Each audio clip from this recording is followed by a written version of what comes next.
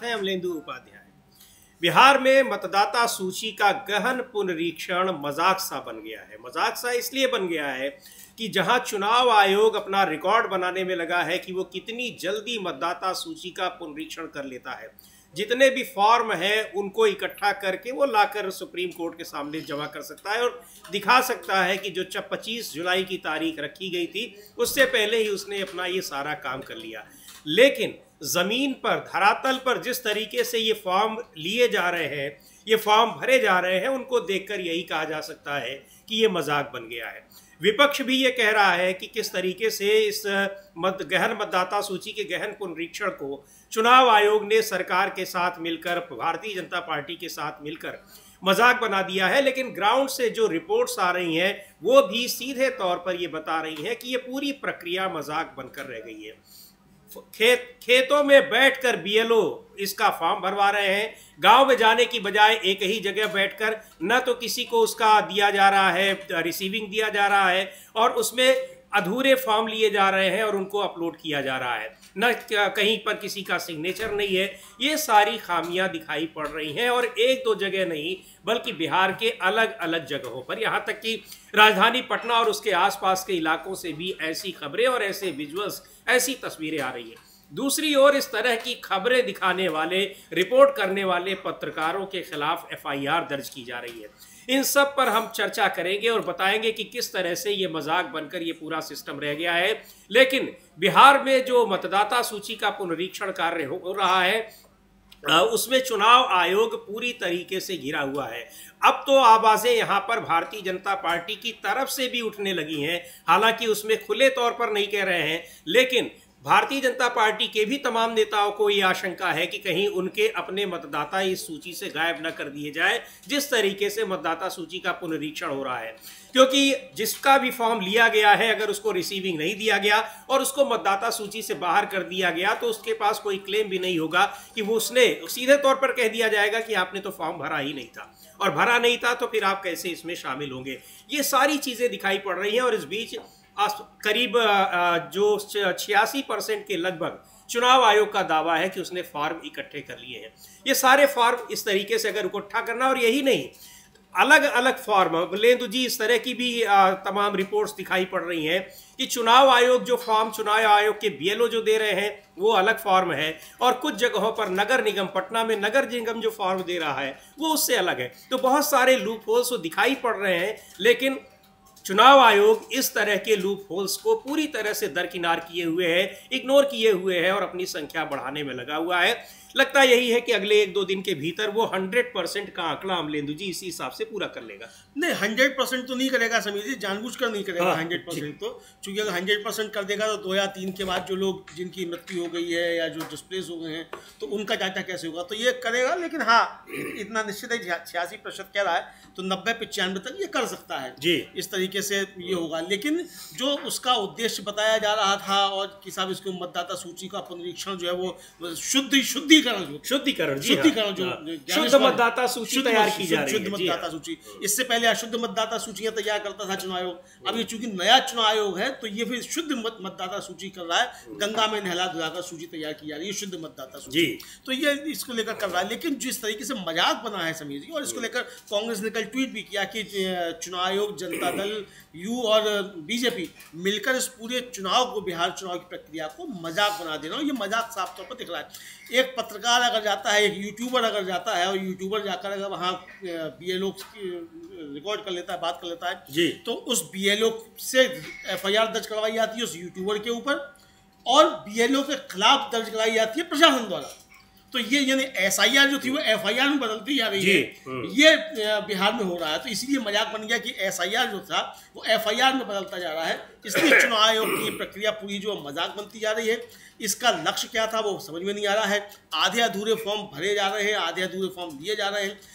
खबरें ये आ रही हैं समीर जी कि भारतीय जनता पार्टी की बेचैनी अब बढ़ गई है इस प्रक्रिया के बाद, और भारतीय जनता पार्टी ने एक बैठक करी है और उसमें तय किया है कि जो 19 जुलाई है, 19 जुलाई से ये इनके कार्यकर्ता जो है, राज्य पदाधिकारी, ये सब घर घर जाकर लोगों से मिलेंगे और उनकी समस्याएं सुनेंगे, और ये घर घर जाने का कार्यक्रम जो है 31 जुलाई तक उनका चलेगा। क्योंकि जो खबरें आ रही हैं उन लोगों के पास कि जनता में आक्रोश बहुत ज्यादा बढ़ता जा रहा है, और ये आक्रोश सीधा सीधा बीजेपी के खिलाफ बढ़ता चला जा रहा है। और इस जो पिछला सप्ताह गया उसमें जो बीजेपी के राष्ट्रीय महासचिव है BL संतोष, वो बिहार में थे और उन्होंने राजगीर और मुजफ्फरपुर में शीर्ष स्तरीय बैठकें की, और बताया जाता है कि चुनाव तैयारियों के अलावा वो ये भी जानना चाहते थे कि लोग SIR पर कैसी प्रतिक्रिया दे रहे हैं। तो जो उनको सूचनाएं दी गई हैं बीजेपी नेताओं के द्वारा, जो बताया जा रहा है वो ये बताया जा रहा है कि लोग बहुत ज़्यादा नाराज हैं, और बीजेपी जो थी वो आश्चर्य में पड़ गई कि अभी तक उसके 15 प्रमुख जो थे वो समझे जाते कि बड़े आगे रहते, लेकिन जिस तरीके से विपक्ष ने इस SIR को लिया और ये समझा गया कि विपक्ष के मतदाताओं के नाम काटे जाएंगे, विपक्ष काफी ज्यादा सक्रिय हुआ, उस विपक्ष ने अपने BLA मजबूती के साथ उतार दिए, और बीजेपी BLA उतारने में पीछे पिछड़ गई, जो कि 15 प्रमुख बनाने में आगे बताई जाती है। मतलब एक बूथ पर उसके न जाने कितने 15 प्रमुख रहते होंगे, उसकी स्ट्रेटजी अब तक ये रहा करती थी, वो पिछड़ गई, और सिर्फ 52,000 के आसपास जो है उसने BLA जो है वो अपने अभी तक जो है उसने उतारे हैं। तो और जो उसके BLA है पार्टी के, वो सभी 73 मतदान केंद्रों को कवर नहीं कर पाए हैं। ये एक महत्वपूर्ण बात निकलकर सामने आई। तो यानी बीजेपी के अंदर भी हलचल बढ़ गई है, और बीजेपी को लग रहा है ये दांव उल्टा ना पड़ गया है, क्योंकि किया तो था कि विपक्ष के वोट काटे जाएंगे, तो हो सकता है कि इसका दांव उल्टा भी पड़ गया है। क्योंकि अभी कैसे मालूम पड़ेगा कि ये चुनाव को कैसे मालूम कि विपक्ष का वोट है कि नहीं? भाई बीजेपी की सूची देगी तभी तो मालूम पड़ेगा कि ये वोट काटने विपक्ष के। तो अब उनके ही नाम जो है विपक्ष ने अगर दे दिए कि इनके काटो, तो अब ये दिक्कतें बीजेपी के सामने भी आ रही है। लेकिन ये मजाक जिस तरीके से बन गया, जिस तरीके से यूट्यूबर के ऊपर FIR दर्ज कराई गई है, वो काफी ज्यादा इसको लेकर चिंता हो रही है, और बताया अब चर्चाएं चल रही है, क्योंकि वो यूट्यूबर बड़ा है, उसके पास संसाधन है, वो सुप्रीम कोर्ट भी जा सकता है, तो छोटे यूट्यूबर जो हैं उनको डराने के लिए उस पर FIR दर्ज कराई गई, ताकि छोटे यूट्यूबर हैं वो वहां की जमीनी सच्चाई को ना बता पाए। जी बिल्कुल, वहां की जमीनी सच्चाई को न बता पाए, लेकिन जमीनी सच्चाई निकल कर बाहर आ ही रही है, और एक दो स्रोतों से नहीं बल्कि कई स्रोतों से। अखबारों की कुछ अखबार ऐसे हैं जिन्होंने फ्रंट पेज पर ये BLO किस तरीके से फॉर्म इकट्ठा कर रहे हैं, मतदाता सूची को अपडेट करने का काम कर रहे हैं, और किस तरह से उन पर दबाव है। और यही नहीं, BLO भी अपनी तरह से किस तरह से मनमानी कर रहे हैं, वो सारी खबरें लगातार प्रकाशित हो रही हैं, लगातार वो दिखाई पड़ रही है। और इन्हीं सब को लेकर कांग्रेस पार्टी ने ये ट्वीट किया है कि कैसे ये पूरी प्रक्रिया मजाक बनकर रह गई है। कांग्रेस पार्टी तो इसमें बीजेपी को भी घेर रही है, लेकिन जिस तरह से अभी अमलेंदु जी बता रहे हैं, और हमने पहले भी चर्चा की है कि बीजेपी तो अब उसको तकलीफ होने लगी, या अब उसको आशंकाएं दिखाई पड़ रही हैं। JDU को ये सारी आशंकाएं पहले से ही दिखने लगी थी, तो हम लोगों ने इस कार्यक्रम में भी उसकी चर्चा की है। और कांग्रेस पार्टी ने जो ट्वीट किया है वो बिल्कुल साफ दिखाई पड़ रहा है कि कैसे मतदाता सूची का जो गहन पुनरीक्षण चुनाव आयोग कर रहा है वो मजाक बनकर रह गया है। कांग्रेस पार्टी के ट्वीट को हम लोग देखेंगे उसमें क्या लिखा हुआ है, और सीधे सीधे चुनाव आयोग के एक उसका सिंबल बनाकर लिखा हुआ है कि बिहार चुनाव का मजाक बना रहे हैं बीजेपी, JDU और चुनाव आयोग। चुनाव आयोग किस तरीके से, लेकिन दूसरी ओर ये भी बहुत महत्वपूर्ण है अमलेंदु जी, एक अखबार ने बड़े दावे के साथ कहा है कि 37 लाख मतदाता सूची से बाहर हो जाएंगे, जिस तरह से ये रिव्यू किया जा रहा है, इसका रिवीजन किया जा रहा है। कैसे हो जाएंगे, ये सारी बातें वही हैं जो चुनाव आयोग की मंशा पर लगातार सवाल उठा रही हैं कि चुनाव आयोग SIR कर क्यों रहा है। और यही बात अखबार ने एकदम सीधे तरीके से छाप दिया है कि 37 लाख लोग इस मतदाता सूची से बाहर हो जाएंगे। हाँ बिल्कुल, उस अखबार ने छाप दिया है कि 37 लाख मतदाता जो सूची से बाहर हो जाएंगे। वो एक अनुमान है कि मतलब जी कितने लोग जो है जिनकी मृत्यु हो गई है 2003 से, भाई जो 60 साल का रहा होगा, तो आशंकाएं हैं कि भाई 80 साल का होने जा रहा है, मतलब 82 का होने जा रहा है, तो उनमें से कुछ की मृत्यु हो गई हुई, तो एक अनुमान के आधार पर ये बताया गया है। लेकिन चुनाव आयोग के सूत्रों के हवाले से जो खबरें छप रही हैं, चुनाव आयोग समिति, हम लोगों ने कल भी चर्चा की थी ब्रेकिंग में भी और न्यूज पॉइंट में भी, कि चुनाव आयोग उन खबरों का खंडन नहीं कर रहा है जो चुनाव आयोग के सूत्रों के हवाले से छप रही है। चुनाव आयोग को उन खबरों का खंडन करना चाहिए कि ये उसके सूत्र नहीं है, ये खबरें फेक हैं, उनका खंडन चुनाव आयोग नहीं कर रहा। तो इसका मतलब ये समझा जाए कि वो जो बताई जा रही है सूत्रों के हवाले से खबरें, वो खबरें सही हैं, ये समझा जा सकता है। तो इसीलिए चुनाव आयोग ने पूरी तरीके से प्रक्रिया को मजाक बनाकर एक तरीके से रख दिया है। बिल्कुल, चुनाव आयोग के सूत्र बता रहे हैं कि बिहार की मतदाता सूची में बांग्लादेश, म्यांमार और नेपाल के मतदाता वहां पर मतदाता बने हुए हैं। लेकिन कैसे बने हुए हैं, किस स्रोत से ये बात आ रही है और कितने लोग बने हुए हैं, इसकी कोई जानकारी नहीं है। चुनाव आयोग के स्रोत ये बता रहे हैं कि 37 लाख मतदाता बाहर हो जाएंगे। तो ये मतदाता बाहर हो जाएंगे, इसी बात की आशंका लोगों को ये आशंका उनके अंदर है कि चुनाव आयोग किस मंशा से ये मतदाता सूची तैयार कर रहा है। अब चूंकि इसमें मतदाता सूची में जो 37 लाख लोग बाहर होंगे या जितने भी बाहर होने हैं, अगर वो बाहर हो गए तो ये लोग किसी भी पार्टी के वोटर हो सकते हैं। इस बात की चिंता अब हर राजनीतिक दल को सता रही है। लेकिन भारतीय जनता पार्टी के तमाम नेता इसको लेकर अभी भी चुनाव आयोग के समर्थन में दिखाई पड़ रहे हैं। शायद उनको ये नहीं लग रहा होगा कि उनको कोई नुकसान होने जा रहा है, क्योंकि उनको इस बात का भरोसा है कि चुनाव आयोग जो कुछ भी करेगा उनके हित में करेगा। ये आरोप विपक्ष लगाता रहता है, लेकिन कई ऐसे उदाहरण देखने को मिलते हैं चुनाव के दौरान भी और चुनाव के बाद भी कि भारतीय जनता पार्टी के साथ चुनाव आयोग के मिले होने का जो विपक्ष आरोप लगा रहा है वो सही साबित होता दिख रहा है। अब लेकिन भारतीय जनता पार्टी के भीतर भी अब आशंकाएं दिखाई पड़ने लगी हैं कि इस मतदाता सूची के इस रिवीजन से कैसे उसको नुकसान हो सकता है। बहुत सारी चीजें हैं, बहुत सारे तथ्य हैं बीएलओ को लेकर कि वो कैसे, लेकिन बीएलओ खुद भी दबाव में है और उनके ऊपर दबाव है कि जल्दी से जल्दी इस काम को पूरा करना है। तो वो एक ही जगह बैठकर या फिर बिना कहीं गए सीधे सीधे फॉर्म अपने आप ही उसमें नाम दर्ज कर ले रहे हैं, किसी का हस्ताक्षर कर ले रहे हैं, आधे अधूरे फॉर्म आ रहे हैं और इस तरीके से 88% से ज्यादा फॉर्म चुनाव आयोग का दावा है कि वो भरवा चुका है बिहार में। हाँ बिल्कुल, उसका दावा है कि वो फॉर्म भरवा चुका है, बिहार में 86% भरवा चुका है और अभी 25 जुलाई ताजा जो आंकड़े हैं अमलेंदु जी, वो 88% से थोड़ा ज्यादा 88.01 कुछ। हाँ, तो अगर 88% भरवा चुका है तो फिर अब कितने और फॉर्म आने, इसका मतलब एक तरीके से कहा जाए कि लगभग 100% के आसपास भरवा चुका है जी। वो फॉर्म तो आएंगे नहीं जो मर गए हैं या जो बाहर चले गए हैं, जो डिस्प्लेस हो गए हैं, जो कहीं दूसरी। तो ये अब ये ऐसे ही तो भरे जाएंगे कि खेत में बैठकर किसी ने भर दिया या एक जगह बैठकर उसने पूरे गांव का नहीं बल्कि 10-20 गांव के लोगों का फॉर्म भर दिया, जिससे पता ही नहीं चला कि किसी ने खुद भर कर दिया है या फिर बीएलओ ने अपने आप भर दिया है। हाँ बिल्कुल, इसीलिए कि बीएलओ ने भर दिए फॉर्म किस तरीके से। और ये भी हो सकता है कि अब चूंकि बीएलओ ने फॉर्म भरे हैं तो तमाम ऐसे लोगों के भी फॉर्म भर दिए गए हों जो नहीं है। हाँ वही फॉर्म भरे हैं। तो अब इसमें ये भी क्योंकि खुद तो वो देगा जो है वहां पर मौजूद है, जो है ही नहीं है। अगर उसका भी फॉर्म जा रहा है तो इसका मतलब कि ये बीएलओ अपने आप ही भर दे रहे हैं। अच्छा, इसमें एक चीज और भी होगी समीर जी, अब जो मर गए हैं या जो चले गए हैं तो अगर वो विपक्ष के तो नाम कट जाएगा, लेकिन अगर वो बीजेपी के तो वो नाम नहीं कटेंगे, तो वो रहेंगे लिस्ट में। जी हाँ, ये भी इंतजाम किया जाएगा ताकि फर्जी वोट किया जा सके। और कुछ जो है नाम, जो आरोप है विपक्ष का कि वो फर्जी नाम भी जोड़े गए होंगे, जो जैसा संजय राउत कह रहे थे कि वो जो 39 लाख मतदाता जो महाराष्ट्र में थे वो दिल्ली चले गए और फिर वो बिहार चले आएंगे, तो उन 39 लाख मतदाताओं को भी एडजस्ट करना होगा इस मतदाता सूची में, तो वो भी एडजस्ट किए जा रहे होंगे। तो ये बहुत सारे आरोप प्रत्यारोप का दौर चल रहा है। लेकिन चुनाव आयोग के ऊपर जो आरोप लग रहे हैं उन पर तो वो कह रहा है ये मिसलीडिंग है कि फेक है, लेकिन चुनाव आयोग के हवाले से जो खबरें छप रही हैं सूत्रों के हवाले से, उनको खंडन नहीं कर रहा है चुनाव आयोग। जी बिल्कुल, उनका खंडन नहीं कर रहा है। और जो लोग ये दिखा रहे हैं, रिपोर्ट्स आ रही हैं, जो खबरें सामने आ रही हैं, बीएलओ किस तरीके से फॉर्म भरा रहे हैं, कैसे इसमें धांधली हो रही है, कैसे फर्जीवाड़ा हो रहा है, उसके लिए उन रिपोर्टर्स, उन पत्रकारों के खिलाफ एफआईआर दर्ज हो रही है।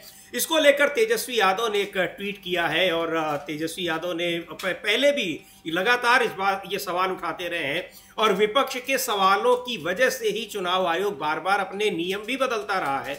अब मामला सुप्रीम कोर्ट में भी गया है, जहां 28 जुलाई को सुप्रीम कोर्ट में सुनवाई होनी है, लेकिन चुनाव आयोग इसको कई अपनी बातों का खंडन करता हुआ दिखाई पड़ा, इसलिए लोगों में वहां भ्रम की स्थिति भी दिखाई पड़ रही है। अब बीएलओ जिस दबाव में काम कर रहे हैं और फॉर्म इकट्ठा कर रहे हैं, चुनाव आयोग अब जल्दी से जल्दी उस संख्या को, अपने टारगेट को पूरा करना चाह रहा है उसमें जो धांधली हो रही है उसको छिपाने की कैसे कोशिश कर रहा है। और अब FIR दर्ज होना, उसको लेकर अब विपक्षी दल भी, उनके जो सवाल थे वो सवाल भी बिल्कुल यहाँ पर पुष्ट होते दिखाई पड़ रहे हैं, वो जो आरोप लग रहे थे।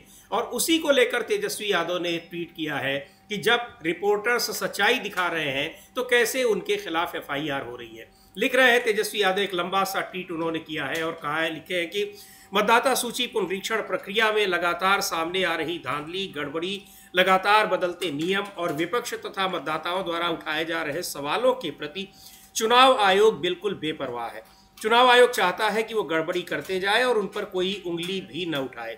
वरिष्ठ पत्रकार अजीत अंजुम ने वही किया जो एक निष्पक्ष और ईमानदार पत्रकार को मतदाताओं के मताधिकार से जुड़े लोकतंत्र की एक महत्वपूर्ण प्रक्रिया में गड़बड़ी को लेकर तुरंत करना चाहिए था।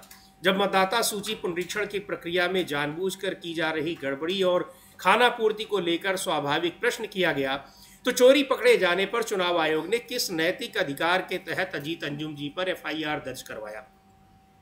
एक वरिष्ठ निष्पक्ष पत्रकार पर नीतीश सरकार द्वारा FIR करना घोर निंदनीय है।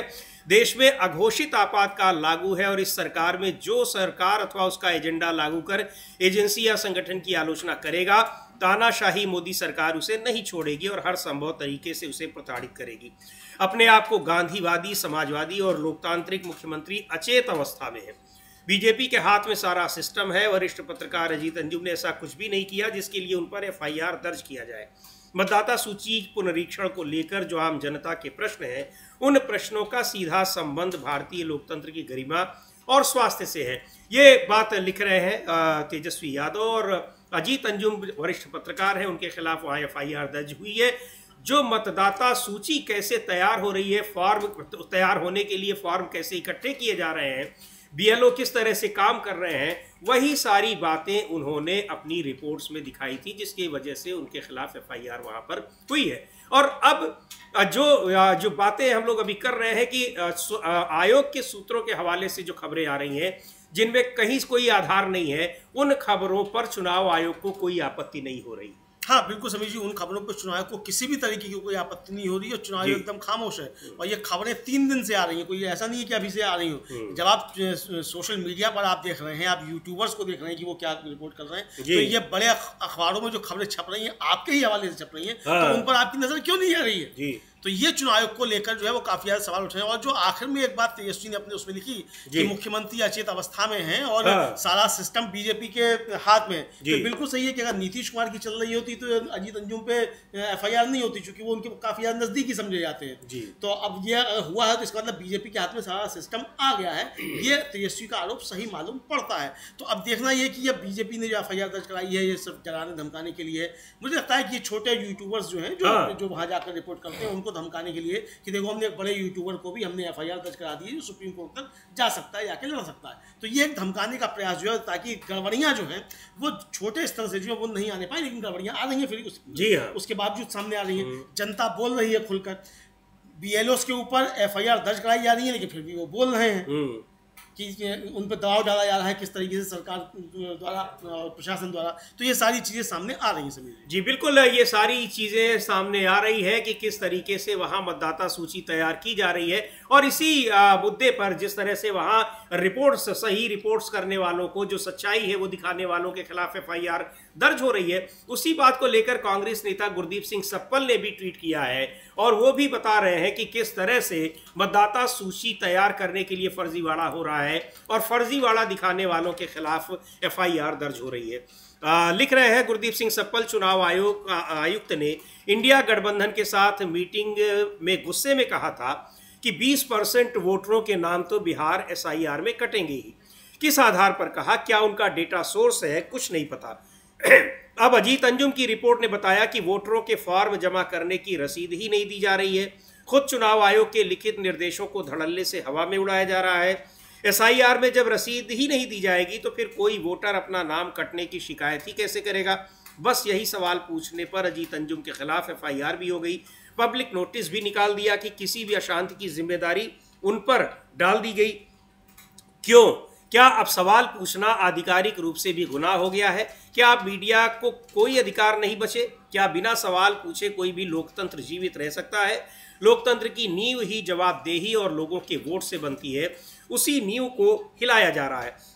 ये गुरदीप सिंह सप्पल कांग्रेस पार्टी के नेता हैं, उन्होंने ट्वीट किया है। अमलेंदु जी, बहुत दिलचस्प बात है कि एफआईआर में कुछ ऐसी धाराएं भी जोड़ी गई हैं और ये भी कहा गया है कि इससे सांप्रदायिक सौहार्द बिगड़ सकता है। उनकी रिपोर्ट से, पत्रकारों की रिपोर्ट से, अखबारों की रिपोर्ट से, जर्नलिज्म से, ग्राउंड रिपोर्टिंग से सांप्रदायिक सौहार्द कैसे बिगड़ सकता है, ये भी बड़ी हैरानी की बात है। लेकिन बिट्टू बजरंगी से नहीं बिगड़ेगा। हाँ जी, बिट्टू बजरंगी से सांप्रदायिक सौहार्द नहीं बिगड़ेगा।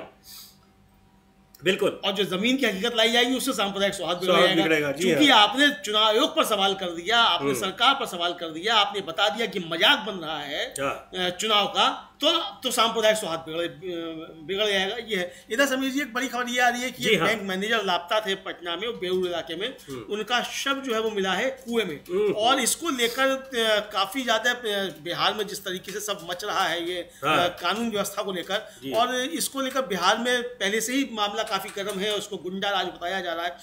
कई तरीके के पोस्टर्स जो है बिहार में तमाम सड़कों पर लगे हुए हैं, वो हम दिखा भी सकते हैं कुछ पोस्टर अपने। जी, लगातार इस तरह की घटनाएं हो रही हैं आए दिन। पिछले अब उसकी हर दिन कहीं किसी व्यापारी की जान ली जा रही है, कहीं किसी किसान की जान ली जा रही है, तो उस पर ये तमाम पोस्टर्स लगे हुए हैं वहां पर। नहीं समझी, एक तरफ तो एक उप मुख्यमंत्री जो है वो सरकार पर सवाल उठा रहा है, दूसरा उप मुख्यमंत्री कह रहा है कि ये घटनाएं तो होती रहेंगी चूंकि ये आपस की दुश्मनी की है, संगठित अपराध नहीं है। तो यानी सरकार के अंदर भी क्या। अच्छा, इधर जो दूसरे जो नए आ गए हैं युवा बिहारी फर्स्ट युवा बिहारी, वो भी जो आप सवाल उठा रहे हैं। और तेजस्वी यादव ने उन पर भी कहा है कि भाई ये बैठे हुए मलाई खाते रहते हैं सरकार में, और फिर चुनाव आता है तो आए आते हैं बिहारी फर्स्ट करने के लिए। तो भाई मोदी से काहे नहीं पूछते, 20 साल से यहाँ सरकार में है बीजेपी, तो क्यों कानून व्यवस्था खराब हो रही है। तो अब ये देखिए, ये पोस्टर हम लोग दिखा रहे हैं सभी हमारे बगल में जो है, इस पे लिखा हुआ है कि बिहार में गुंडा राज, गु एनडीए राज। ये कई तरीके के पोस्टर वहां लगे हुए। तो ये बड़ी खबर इस समय जो थी अभी अपराध से जुड़ी हुई आ रही है। जी बिल्कुल, अपराध से जुड़ी खबर आ रही है, और अपराध से जुड़ी खबरें पिछले कुछ समय से लगातार आ रही हैं हर दिन, और कई ऐसी घटनाएं राजधानी पटना में भी हो रही हैं। तो इसको लेकर सवाल उठ रहे हैं कानून व्यवस्था पर बिहार सरकार की। हाँ बिल्कुल, बिहार की कानून व्यवस्था को लेकर सवाल उठ रहे हैं। तेजस्वी का साफ साफ कहना है कि मुख्यमंत्री अचेत अवस्था में है, उनको कुछ पता ही नहीं रहता है, और सारा कुछ जो है वो कब्जे में कर लिया है बीजेपी ने, और सारा प्रशासन बीजेपी के कब्जे में ही चल रहा है। तो इसलिए कानून व्यवस्था खराब होती जा रही है। और ये बात देखने में आती है समीर जी कि जहां जहां बीजेपी की सरकारें हैं वहां वहां कानून व्यवस्था बहुत खराब है। ये सब तो देखने में आता है, चाहे उत्तर प्रदेश हो, चाहे मध्य प्रदेश हो, चाहे राजस्थान हो, और चाहे असम हो। ये देखने में साफ आता है कि वहां वहां कानून व्यवस्था बहुत ज्यादा खराब है। और नई सरकार बीजेपी की ओडिशा में बनी है, वहां की कानून व्यवस्था को लेकर भी कहा है, हम लोग उसकी भी चर्चा करेंगे। लेकिन इस बीच जो एसआईआर है, किस तरीके से स्पेशल इंटेंसिव रिव्यू हो रहा है वहां पर बिहार में, मतदाता सूची का गहन पुनरीक्षण हो रहा है, उसको लेकर आरजेडी नेता मनोज झा ने भी कुछ कहा है। मनोज झा को भी सुनते हैं वो क्या कह रहे हैं। लेकिन इस मुद्दे पर चुनाव आयोग घिरा हुआ है, भ्रम फैलाने का आरोप लग रहा है, और आरोप ये लग रहे हैं कि जो मतदाता सूची का पुनरीक्षण हो रहा है वो बहुत मनमाने तरीके से हो रहा है, और बिल्कुल उसको मजाक बनाकर रख दिया गया है। सुन लेते हैं मनोज झा को क्या कह रहे हैं कि गरीब है वो कैसे इतनी जल्दी जो डेडलाइन तय की है चुनाव आयोग ने, उसके भीतर वो कैसे जमा कर पाएगा। और इसी आपदा में अवसर, जिसको प्रधानमंत्री मोदी का नारा है अमलेंदु जी, उसमें एक ये भी चीज़ देखने में आ रही है कि जो बीएलओ हैं, जो अपना फॉर्म खुद नहीं भर सकते हैं, फॉर्म भरने के उनसे पैसे ले रहे हैं, कुछ बीएलओ इसी तरह की का उस चीज़ों में सीधे पकड़े गए कैमरे के सामने, उनको सस्पेंड भी किया गया है। लेकिन गरीब लोग जो नहीं पढ़े लिखे हैं उनसे फॉर्म भरवाने के पैसे भी लिए जा रहे हैं, ऐसी खबरें भी बिहार से आ रही हैं। और इस बीच एक महत्वपूर्ण खबर आ रही है कि तेलुगु देशम पार्टी, जो एनडीए की सहयोगी पार्टी, भारतीय जनता पार्टी की सहयोगी पार्टी है, अब से थोड़ी देर में चुनाव आयोग से उसका प्रतिनिधिमंडल मुलाकात करने जा रहा है। क्या और जानकारी है अमलेंदु जी? हाँ समीर जी, एक तो आज चंद्रबाबू नायडू 2 दिन के दिल्ली दौरे पर पहुंच रहे हैं जी, और इधर चुनाव आयोग का प्रतिनिधिमंडल, जो इसका तेलुगु देशम का प्रतिनिधिमंडल चुनाव आयोग से मिलेगा। अब कहा यह जा रहा है कि अपनी मासिक किस्त लेने शायद आ रहे हैं चंद्रबाबू नायडू। इस तरीके की बातें जो सत्ता के गलियारे में चलती है वो सब चल रही हैं, और दबाव बनाने सरकार पे आना। एक चीज तो हो गई है समीर जी कि ये सरकार अभी भी बैसाखियों पर चल रही है, और नीतीश कुमार का दबाव भले ही कम हो गया हो, लेकिन चंद्रबाबू नायडू का दबाव पूरी तरीके से सरकार पर है। चूंकि अभी जो एक गवर्नर बनाए गए हैं वो 11 सालों में ऐसा पहली बार है कि बीजेपी के किसी सहयोगी दल का कोई गवर्नर बनाया गया है जी। तो ये समझा जा सकता है कि चंद्रबाबू नायडू का शिकंजा इस सरकार पर अभी भी कसा हुआ है, तो यानी उनकी बैसाखी मजबूत है। नीतीश कुमार की बैसाखी कमजोर इसलिए पड़ गई है क्योंकि नीतीश कुमार के लोग जो है वो जाकर मिल गए हैं नरेंद्र मोदी से, ऐसी चर्चा चला करती है चूंकि विपक्ष इस तरीके के आरोप लगाता रहता है।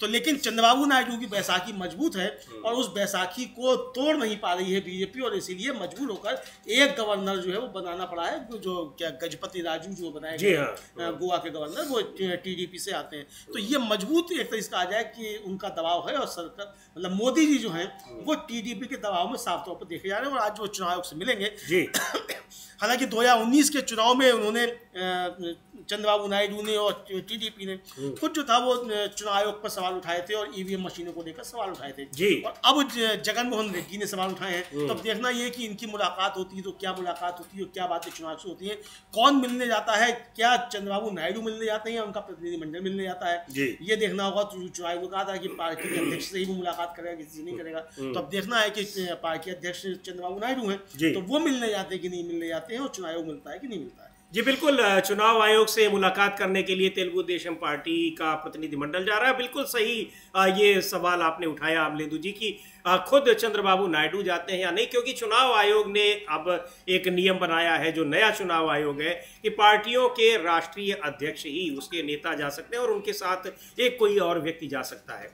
तो अब देखने वाली बात होगी। लेकिन चुनाव आयोग बिहार में जिस तरीके से मतदाता सूची के पुनरीक्षण को लेकर घिरा हुआ है वो बहुत एक गंभीर मुद्दा बनता जा रहा है, और इस पर चुनाव आयोग के साथ ही भारतीय जनता पार्टी और केंद्र सरकार भी घिरी नजर आ रही है, क्योंकि उस पर बार बार ये आरोप लगते हैं चुनाव आयोग पर कि वो भारतीय जनता पार्टी के हित में और भारतीय जनता पार्टी के नेताओं से के हिसाब से अपने फैसले लेता है और वो काम करता है। मतदाता सूची के जो पुनरीक्षण का गहन पुनरीक्षण का भी उसने फैसला लिया है, वो भी चुनाव से ऐन पहले लिया गया। इस तरह से कभी नहीं लिया गया कि जब चुनाव में 2-3 महीने 4 महीने बचे हों तब मतदाता सूची का गहन पुनरीक्षण हो। लेकिन चुनाव आयोग ने ये फैसला लिया और इसके पीछे भी बताया ये जा रहा है कि उसको निर्देश कहीं और से मिला है। सीधे सीधे ये आरोप लगे हैं कि ये फैसला चुनाव आयोग का नहीं बल्कि ये केंद्र में बैठे लोगों का ये फैसला है। हाँ बिल्कुल, आम जनता समीर जी यही कहती सुनी जाती है कि ये जो है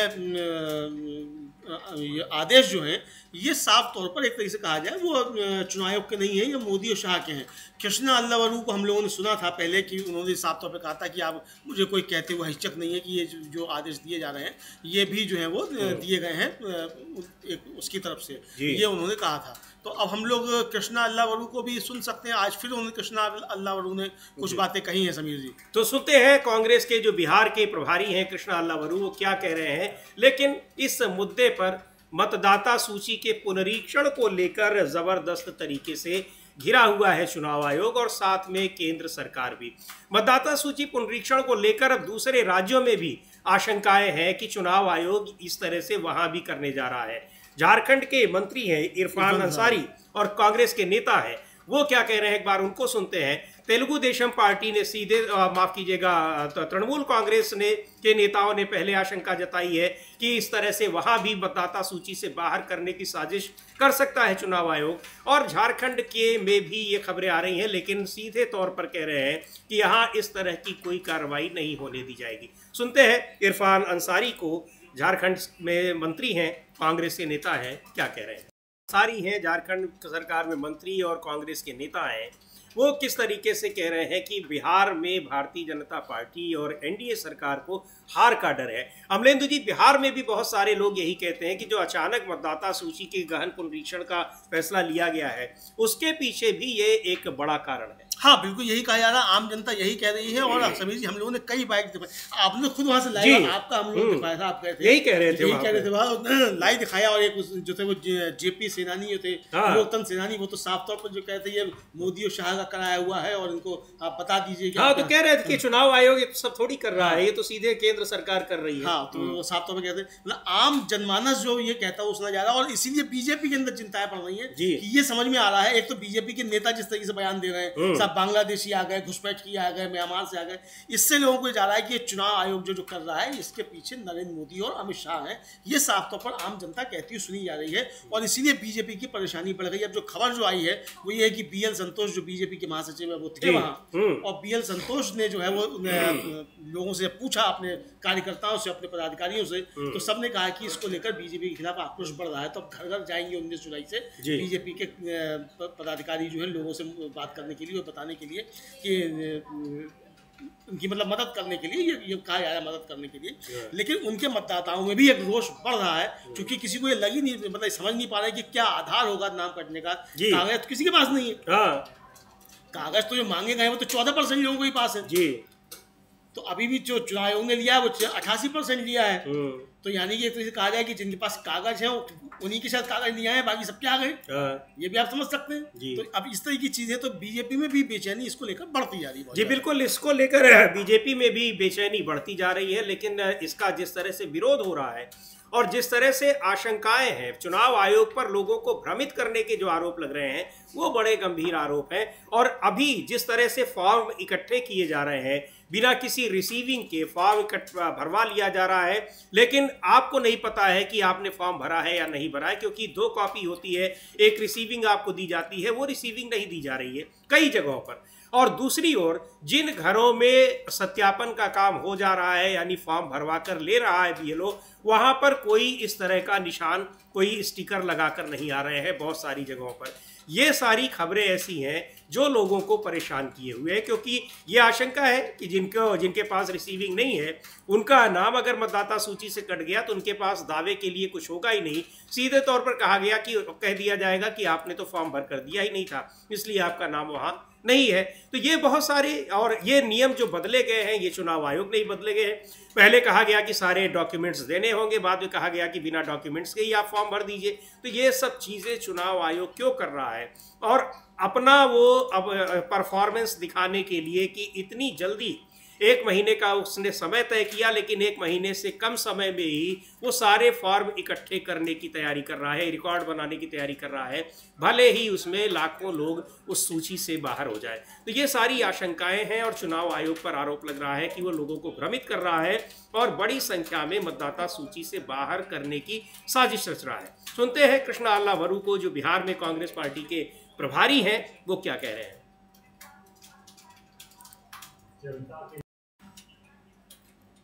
बिहार की सरकार दिल्ली से बीजेपी चला रही है और ये आरोप लगा रहे हैं, यही बात तेजस्वी यादव, और तेजस्वी यादव तो बार बार ये कह रहे हैं कि मुख्यमंत्री अचेत अवस्था में है। अमलेंदु जी, जब से ये पूरा मामला चल रहा है SIR का, यानी मतदाता सूची के गहन पुनरीक्षण का, पिछले लगभग 1 महीने से वहाँ लगातार कानून व्यवस्था के मुद्दे पर सरकार घिरी हुई है। बहुत सारे सवाल उठ रहे हैं। मुख्यमंत्री नीतीश कुमार का एक भी बयान नहीं आ रहा है, और इसीलिए शायद तेजस्वी यादव बार बार ये बात कहते हैं कि मुख्यमंत्री नीतीश जी अचेत अवस्था में है। हाँ बिल्कुल, मुख्यमंत्री नीतीश कुमार अचेत अवस्था में है। और आज भी जो उन्होंने किया और जो अजीत अंजुम को लेकर ट्वीट किया, जी हाँ, उसमें भी दिखा कि बीजेपी सरकार चला रही है और नीतीश कुमार जो है वो अचेत अवस्था में है, खुद को गांधीवादी यानी क्या क्या कहने वाले। और ये बात सही भी है कि चूंकि अजीत अंजुम काफी नजदीकी नीतीश कुमार के समझे जाते हैं, तो नीतीश कुमार की चल रही होती तो FIR दर्ज नहीं होती। तो बीजेपी के हाथ में ही होगा सब चीज़ें, तो बीजेपी करा रही है, वो ये सब समझाया जाता है। लेकिन इसमें एक बड़ी खबर और आ रही है समीर जी, जो उत्तर प्रदेश और उत्तराखंड सरकार ने जो आदेश दिया था कांवड़ रूट पर पड़ने वाले स्टॉल्स पर QR कोड लगाने का, जो मालिक हैं दुकानों के, उसको लेकर एक याचिका दायर की गई थी सुप्रीम कोर्ट में। उस पर सुप्रीम कोर्ट ने उत्तर प्रदेश सरकार और उत्तराखंड सरकार को नोटिस इशू किया है और 1 हफ्ते में उनसे जवाब मांगा है। पर जस्टिस MM सुंदरेश और जस्टिस N कोटेश्वर सिंह की खंडपीठ जो है उसने ये आदेश दिया और अगले मंगलवार को इसकी सुनवाई निर्धारित की गई है। यह भी की ब्रेकिंग खबर। जी बिल्कुल, ये भी एक बड़ा मुद्दा बना हुआ है कांवड़ मार्ग पर कि किस तरीके से वहां दुकानदारों की पहचान के लिए पिछली बार भी सुप्रीम कोर्ट ने इस फैसले पर रोक लगा दी थी, लेकिन उसके बाद राज्य सरकार ने इसको पूरे राज्य में लागू कर दिया था कि लोगों को अपनी पहचान, दुकान पर अपनी पहचान, वहाँ जो काम कर रहे हैं उनके नाम की पहचान, ये सारी चीज़ें ज़रूरी हैं। इस बार एक नई बात आई कि जो QR कोड से लोग पेमेंट कर रहे थे उसमें किसी और का नाम आ रहा था, तो ये भी अब कहा गया कि QR कोड ये किसके नाम का है इस बात को भी वहाँ पर दिखाया जाए। तो अब ये मुद्दा, इसको एक चैलेंज किया गया था, इस पर सुप्रीम कोर्ट ने नोटिस जारी किया है। लेकिन दूसरा पक्ष ये भी है कि कांवड़ मार्ग पर जिस तरीके से कानून व्यवस्था की स्थिति एक दिखाई पड़ रही है, वहाँ कांवड़ियों के मारपीट करने की दूसरे लोगों से, किसी से वहाँ रास्ते में चलते हुए लोगों से, वो सब भी बहुत एक गंभीर मुद्दा बना हुआ है कि आखिर ये किस तरह के कांवड़िए हैं, शिव भक्त हैं जो लोगों के साथ मारपीट कर रहे हैं। कभी ताज़ा तरीन घटना अभी आज सुबह की है जिसमें कुछ एक महिला की स्कूटी लड़ गई किसी से, उसके साथ कांवड़िए मारपीट करने लगे। हाँ बिल्कुल, कांवड़िए मारपीट करने लगे और ये इस तरह की बहुत खबरें आ रही हैं कि महिलाओं के साथ बदसलूकी की, दुकानों में तोड़फोड़ की, इस तरह की बहुत। अच्छा, खाना खा लिया, पैसा नहीं दे रहे हैं, उसके बाद कह रहे हैं कि हमारी ये इस तरह की खबरें भी आई। और इन्हीं कांवड़ियों के जो है वो पैर धोने के लिए और फूल वर्षा करने के लिए सब प्रशासन को लगाया गया है। तो अब देखना ये कि हिंदू धर्म का ये अनिष्ट कर रहे हैं कि इसका जो है वो पुण्य कर रहे हैं, ये हिंदुओं को सोचने की आवश्यकता है। जी बिल्कुल, और ये अब सुप्रीम कोर्ट ने इस पर नोटिस जारी किया है, जवाब मांगा है उत्तराखंड सरकार को और उत्तर प्रदेश सरकार को, दोनों को ही, क्योंकि कांवड़ मार्ग जो है हरिद्वार से और दिल्ली तक का, इसमें दोनों ही राज्य आते हैं, बड़ा हिस्सा उसका पड़ता है उत्तर प्रदेश में।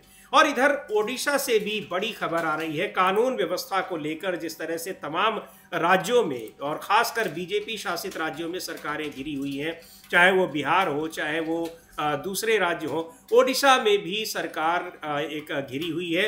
वहाँ ताज़ा तरीन जो एक मामला है, एक महिला की मृत्यु हो गई है, उसको लेकर एक जो विपक्षी गठबंधन है उसने 17 जुलाई को बंद का आह्वान किया है, ओडिशा बंद का आह्वान किया, और उसको लेकर राहुल गांधी ने भी एक ट्वीट किया है और राज्य सरकार की कानून व्यवस्था पर कई सवाल उठाए हैं। वो लिखते हैं राहुल गांधी की, ओडिशा में इंसाफ के लिए लड़ती एक बेटी की मौत सीधे सीधे बीजेपी के सिस्टम द्वारा की गई हत्या है। उस बहादुर छात्रा ने यौन शोषण के खिलाफ आवाज उठाई, लेकिन न्याय देने की बजाय उसे धमकाया गया, प्रताड़ित किया गया, बार बार अपमानित किया गया। जिन्हें उसकी रक्षा करनी थी वही उसे तोड़ते रहे। हर बार की तरह बीजेपी का सिस्टम आरोपियों को बचाता रहा और एक मासूम बेटी को खुद को आग लगाने पर मजबूर कर दिया। यह आत्महत्या नहीं, सिस्टम द्वारा संगठित हत्या है। मोदी जी, ओडिशा हो या मणिपुर, देश की बेटियां जल रही हैं, टूट रही हैं, दम तोड़ रही हैं, और आप खामोश बने बैठे हैं। देश को आपकी चुप्पी नहीं, जवाब चाहिए। भारत की बेटियों को सुरक्षा और इंसाफ चाहिए। ये ट्वीट किया है राहुल गांधी ने, और इसको लेकर ओडिशा में विपक्षी गठबंधन ने बंद का आह्वान किया है 17 जुलाई को। हाँ, 17 जुलाई को बंद का आह्वान किया है। और ये घटना तो समझिए और ज़्यादा चिंतनीय इसलिए है कि जो जिस छात्रा ने आत्मदाह किया उसके बाद उसकी मृत्यु हो गई, वो भारतीय जनता पार्टी का जो छात्र संगठन है, अखिल भारतीय विद्यार्थी परिषद, उससे जुड़ी हुई थी। जी, तो यानी कि विद्यार्थी परिषद से जुड़ी हुई लड़कियां जो है वो भी सुरक्षित नहीं है बीजेपी के राज में। ये एक ज्यादा चिंता का विषय। और कल इसको लेकर वहां की जो कांग्रेस की विधायक हैं सोफिया फिरदौस और महिला कांग्रेस की अध्यक्ष अलका लांबा, उन्होंने भी दिल्ली में प्रेस कॉन्फ्रेंस करके बीजेपी सरकार पर काफी ज्यादा आरोप लगाए थे। इसको लेकर समझिए जो भक्त चरण दास उड़ीसा कांग्रेस के अध्यक्ष हैं, उनको हम लोग सुन सकते हैं कि वो क्या बता रहे हैं कि 17 जुलाई का जो उड़ीसा बंद का आह्वान किया गया है, तो भक्त चरण दास ने इसको क्या कहा उसको भी हम लोग सुन। बिल्कुल, ओडिशा कांग्रेस के अध्यक्ष भक्त चरण दास को सुनते हैं। बताया उन्होंने कि 17 जुलाई को इस पर ओडिशा बंद का आह्वान किया गया है, और इससे पहले वहां पर जो गठबंधन के सहयोगी दल है उनकी एक बैठक हुई, इसमें यह तय किया गया। सुनते हैं भक्त चरण दास को क्या कह रहे हैं। ओडिशा में कांग्रेस के प्रदेश अध्यक्ष है, और जिस तरह से ये बता रहे हैं कि उस छात्रा ने उसको सुसाइड करने पर मजबूर होना पड़ा, और ABVP की खुद थी, अपने विधायक के पास गई, विधायक से शिकायत की, किसी ने कोई संज्ञान नहीं लिया, तब उसको ये काम करना पड़ा, ये कदम उठाना पड़ा। बहुत गंभीर मुद्दा है, और इसी पर अब जो विपक्षी गठबंधन है उसने 17 जुलाई को बंद का आह्वान किया है, ओडिशा बंद का आह्वान किया है। ये बता रहे थे भक्त चरण दास। और सुरेश पाणिग्राही हैं CPIM के नेता, उन्होंने भी इसको लेकर कुछ कहा है, उनको भी सुन लेते हैं। और इसमें पूरा विपक्षी गठबंधन, उससे बंद का आह्वान किया गया है विपक्षी गठबंधन की ओर से, यही बात वो कह रहे हैं। सुनते हैं सुरेश पाणिग्राही को क्या कह रहे हैं।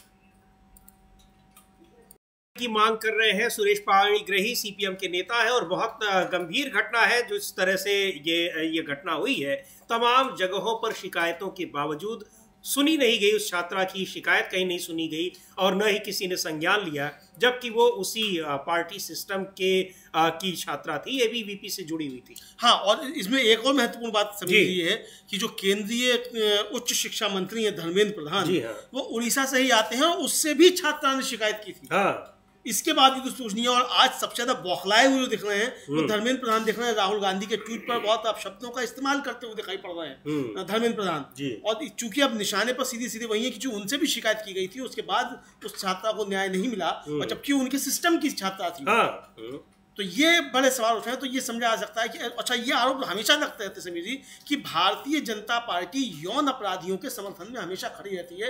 वो चाहे अंकिता भंडारी का मसला रहा हो, और चाहे उत्तर प्रदेश में हाथरस का मसला रहा हो, चाहे कुलदीप सिंह वाला मसला रहा हो, चाहे चिन्मय वाला हो, ये विपक्ष के आरोप लगते रहते हैं कि भारतीय जनता पार्टी यौन अपराधियों पक्ष में खड़ी रहती है, चाहे वो पहलवान लड़कियों का मसला हो। तो ये आरोप भारतीय जनता पार्टी पर विपक्ष की तरफ से लगातार लगते रहते हैं। लेकिन इस बीच एक और बड़ी खबर समीर जी जो है वो पहलगाम वाले मसले को लेकर, जिसकी हम लोगों ने कल चर्चा भी की और उस पर आज कांग्रेस ने अपनी प्रेस कॉन्फ्रेंस भी की है। जी बिल्कुल, पहलगाम को लेकर कल ही हम लोगों ने चर्चा की थी कि वहां पर लेफ्टिनेंट गवर्नर जो जम्मू कश्मीर के हैं मनोज सिन्हा, उन्होंने इस बात को स्वीकार किया है एक इंटरव्यू में कि वहां जो सुरक्षा में चूक हुई थी उसकी जिम्मेदारी उन पर है। हालांकि उन्होंने ये नहीं कहा कि उस जिम्मेदारी हम ले रहे हैं और उस पर हम इस्तीफा दे देंगे, लेकिन उन्होंने करीब 2-3 महीने के बाद ये बात स्वीकार की है कि हमारी जिम्मेदारी थी और सुरक्षा में अगर चूक हुई। हालांकि कांग्रेस पार्टी ने उन पर कहा भी कि ये दिल्ली में कुछ बड़े लोगों को बचाने के लिए जिम्मेदारी 3 महीने बाद उन्होंने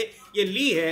लेकिन ये मुद्दा ऐसा है जिस पर लगातार सरकार पर सवाल उठ रहे हैं। एक बार सुनते हैं क्या कह रही हैं कांग्रेस की प्रवक्ता सुप्रिया श्रीनेत पहलगाम के मुद्दे को लेकर, और बता रही हैं कि 85 दिन हो गए हैं, यानी करीब 3 महीने हो गए हैं, अब तक वहां पर जिन लोगों ने उस घटना को अंजाम दिया था पहलगाम में, उनकी पहचान तक नहीं हो पाई है। पकड़े जाने की बात तो दूर की बात है।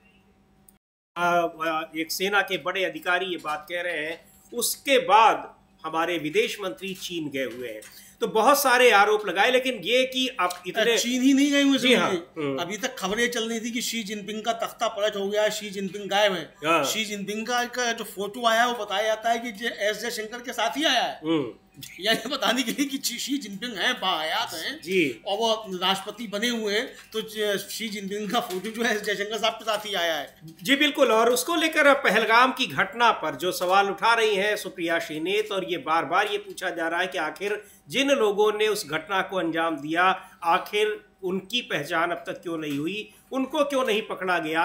और अभी तक इसको बहुत सारे सवाल जो ऑपरेशन सिंदूर और फिर सीज फायर पर जो सवाल हैं वो तो बने ही हैं। लेकिन अमलेंदु जी, ये भी नहीं कहा जा सकता कि वहाँ की सुरक्षा व्यवस्था कमजोर है।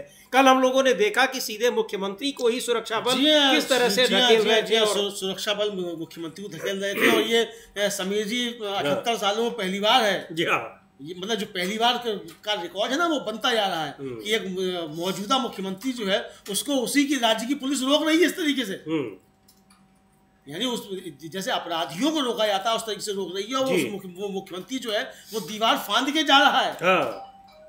ये और खुद ट्वीट करके लोग ये बता रहे हैं पब्लिक डोमेन में इस बात को कि हमारे साथ क्या हो रहा है। जी, और ये बता रहे हैं, और इसको लेकर अखिलेश यादव ने भी ट्वीट किया, इस पे आपत्ति जताई, विपक्ष के अन्य नेताओं ने भी इस पे आपत्ति जताई। और मसला क्या है? मसला ये है कि चूंकि उमर अब्दुल्ला थे, उन लोगों को श्रद्धांजलि देने गए थे जिन्होंने वहां के महाराजा के खिलाफ जो था वो आंदोलन किया था आजादी के लिए। तो आजादी के शहीदों को श्रद्धांजलि देने गए थे, और चूंकि वहां के महाराजा के पुत्र और उनके पौत्र जो बीजेपी में शामिल हो गए हैं, तो इसलिए वो ना जाने पाए। तो इसलिए वहां रोकने की उनको मुख्यमंत्री को, मतलब मौजूदा मुख्यमंत्री को पुलिस रोक रही थी, क्योंकि पुलिस सीधे सीधे दिल्ली के अंडर में आती है जी, एलजी के अंडर में है, हाँ। इसीलिए एलजी पर सुरक्षा को लेकर सवाल उठ रहे हैं। जी बिल्कुल। तो एलजी पहलगाम की घटना को तो नहीं रोक पाए, लेकिन मुख्यमंत्री को जरूर उन्होंने रोक लिया कि वो वहाँ स्वाधीनता संग्राम में शामिल लोगों को की शहादत को वो नमन करने गए थे। ये बहुत सारी चीजें हैं, लेकिन आने वाले दिनों में जब मानसून सत्र शुरू होगा 22 जुलाई से, सरकार पहलगाम के मुद्दे पर बुरी तरीके से विपक्ष के निशाने पर होगी, क्योंकि अब तक विपक्ष के किसी भी सवाल का जवाब सरकार की तरफ से नहीं आया है। यहाँ तक तो ये भी मांग नहीं स्वीकार की गई कि एक बहुदलीय बैठक बुलाई जाए और उसमें प्रधानमंत्री खुद मौजूद रहें। ये सारी मांगे जो विपक्ष की है वो उसको दरकिनार कर दिया गया, स्वीकार नहीं किया गया, लेकिन संसद में ये सवाल निश्चित तौर पर पूछे जाएंगे। एक बात और भी देखने में आ रही है अमलेंदु जी, जिस तरह से आक्रामकता के साथ बीजेपी के नेताओं ने बहुत सारी होर्डिंग्स और पोस्टर ऑपरेशन सिंदूर के लगाए थे और उसमें वो प्रधानमंत्री को सेना की वर्दी में और हेलमेट लिए हुए दिखाए थे, अचानक वो सारे होर्डिंग्स और पोस्टर्स फिर गायब हो गए। हाँ, वो फिर से गायब हो गए हैं समीर जी, और इसको एक तरीके से कहा जाए कि ये होल्डिंग वो पोस्टर्स जो हैं वो मिलने चाहिए थे, लेकिन वो सब जो है वो गायब होते दिखाई पड़ रहे हैं सीधे सीधे। ये एक तरीके से आ रहा है। और इधर समीर जी एक बड़ी मज़ेदार खबर जो है आ रही है, और मज़ेदार खबर ये है कि हमारे गृह मंत्री और रक्षा मंत्री जो हैं उनका एक चित्र वायरल हो रहा है संघ प्रमुख मोहन भागवत के साथ। और ये बताया जा रहा है कि जो है दोनों विकसित भारत के दो मतलब सर्वोच्च पदाधिकारी हैं। प्रियांक खड़गे हैं कर्नाटक में मंत्री, उन्होंने एक चित्र जारी किया है और प्रभात प्रकाशन का कोई कार्यक्रम, उसमें मोहन भागवत सोफे पर बैठे हुए हैं और खड़े हुए जो हैं वो देखिए ये चित्र है। ये चित्र हम लोग देख सकते हैं और प्रियांक खड़गे ने इस चित्र को टैग करते हुए लिखा है कि भारत के गृह मंत्री और रक्षा मंत्री, विकसित भारत के दो सर्वोच्च संवैधानिक पदाधिकारी, अमृत काल में वे आरएसएस प्रमुख के सामने ऐसे खड़े हैं जैसे सेनापति के सामने कार्यकर्ता। ये दलील क्यों? क्या आरएसएस एक गैर राजनीतिक संगठन है जैसा कि वो दावा करता है, या भाजपा का असली शक्ति केंद्र? उनकी फंडिंग संरचना इतनी अपारदर्शी और पारदर्शिता कानूनों के दायरे से बाहर क्यों है? और सबसे जरूरी सवाल, अगर ये इतना नेक सांस्कृतिक संगठन है जो देश नहीं बल्कि सभ्यता देगा, तो हम भाजपा नेताओं के बेटे बेटियों को कभी आरएसएस की शाखाओं में जाते क्यों नहीं देखते? ये तस्वीर 1000 शब्दों से ज्यादा कहती है। ये तस्वीर उन्होंने तय की और खासकर उस समय ये और भी ज़्यादा महत्वपूर्ण हो जाती है अमलेंदु जी, जब मोहन भागवत खुद कह चुके हैं कि 75 साल की उम्र के बाद पद छोड़ देना चाहिए, दूसरी पीढ़ी के लोगों को मौका देना चाहिए। हाँ बिल्कुल समझिए, काफ़ी ज़्यादा महत्वपूर्ण हो जाती है तस्वीर। और ये तस्वीर जो सवाल उठा रही है कि आखिर मोहन भागवत तो एक जो कहा जाए कि गैर पंजीकृत संगठन जो है उसके प्रमुख हैं और उसको लेकर काफ़ी सारे सवाल उठते हैं, लेकिन अमित शाह और राजनाथ सिंह तो भारत सरकार के नंबर 2 नंबर 3 के जो मंत्री समझे जाते हैं वो हैं। तो ये आखिर एक गैर सरकारी व्यक्ति के सामने उठकर क्यों खड़े हुए? भाई राष्ट्रपति के सामने आप खड़े होते, प्रधानमंत्री के सामने खड़े होते तो समझ में आता था, लेकिन आप एक ऐसे व्यक्ति के सामने जिसका कोई संवैधानिक पद नहीं है, जो एक पंजीकृत संगठन भी नहीं है, उसका प्रमुख है, उसके सामने आप खड़े हैं, तो आप इसका मतलब भारत सरकार की तौहीन कर रहे हैं और जो संविधान की आपने शपथ ली है उस संविधान का भी आप अपमान कर रहे हैं। ये समझा सकता है। प्रियांक खड़गे यही सवाल उठा रहे हैं। जी बिल्कुल, आप निर्वाचित सरकार के प्रतिनिधि हैं, सीनियर व्यक्ति हैं और आपने संविधान की शपथ ली है। ये तस्वीर इस तरह से अगर आती है तो वो सही नहीं है, क्योंकि मोहन भागवत किसी संवैधानिक पद पर नहीं है। ये सवाल उठाया है प्रियांक खड़गे ने, लेकिन जिस तरीके से ये संविधान को लेकर भारतीय जनता पार्टी पर आरोप लगते हैं विपक्षी दलों की ओर से कि संविधान को मानती नहीं, संविधान का आदर नहीं करती, संविधान को बदलने की और संविधान को समाप्त करने की मंशा रखती है, ऐसी ही तस्वीरें उन विपक्ष के इन आरोपों को पुष्ट भी करती हैं अमलेंदु जी। हाँ बिल्कुल, इसलिए विपक्ष को आरोप लगाने का मौका मिलता है। और मौका क्या मिलता है? आप खुद जो है उसको विपक्ष के आरोपों को सच साबित करते हैं। अब जिस तरीके से हाथ बांधे हुए अमित शाह जी और राजनाथ सिंह जी खड़े हुए हैं और मोहन भागवत जी बैठे हुए हैं पैर फैलाए हुए, चप्पल उतारे हुए, तो आप मतलब ये तो तौहीन है इसको तो लेकर मुझे लगता है राष्ट्रपति को इस पे एक्शन लेना चाहिए इन दोनों मंत्रियों के ऊपर कि आप ये तो भारत सरकार के मंत्री की आप इस तरीके से तौहीन क्यों कर रहे हैं। अब उनका अपना मसला है कि किसी के सामने भी खड़े हो, हमें क्या है तमीर जी, हम तो एक भारत के नागरिक होने के नाते चाहते हैं कि भारत के किसी मंत्री का अपमान ना हो, लेकिन अगर मंत्री खुद अपमान कराने पर तुला हुआ है तो हम क्या कर सकते हैं। नहीं बिल्कुल, लेकिन जो संवैधानिक व्यवस्था है उसके तहत ये सारी चीजें आपत्तिजनक है और यही आपत्ति उठाई है प्रियांक खरगे ने, मिनिस्टर हैं कर्नाटक में, कांग्रेस के नेता हैं, और ये सारी चीजें। और इधर जो चुनाव आयोग की जिस तरीके से मतदाता सूची का पुनरीक्षण कर रहा है, गहन पुनरीक्षण बिहार में, उस गहन पुनरीक्षण की जो जमीनी तस्वीर आ रही है वो बहुत ही भयावह है और सीधे सीधे ये दिखाई पड़ रहा है कि कैसे पूरी व्यवस्था को मजाक बनाकर रख दिया है चुनाव आयोग ने, और यही आरोप कांग्रेस पार्टी ने लगाया है। अब देखना है इस पर चुनाव आयोग कितनी जल्दी अपना जो टारगेट है वो पूरा कर लेता है